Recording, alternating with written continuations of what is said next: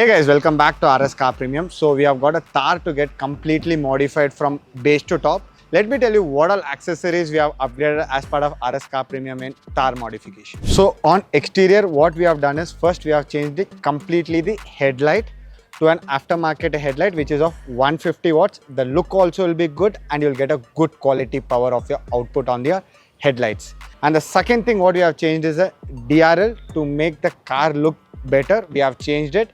And on fog light, we have added RS Car Premium LED fog lights. On back, what we have done is we have added tail lights and the tail reflector lights. So coming to interiors, first thing what we have done is we have added a diamond system with 360-degree support. Here we have just given a back camera connection with a 4GB RAM with a 64GB internal with a SIM slot support option. The second thing what we have done here is we have changed the seat covers of auto foam to completely with black with red.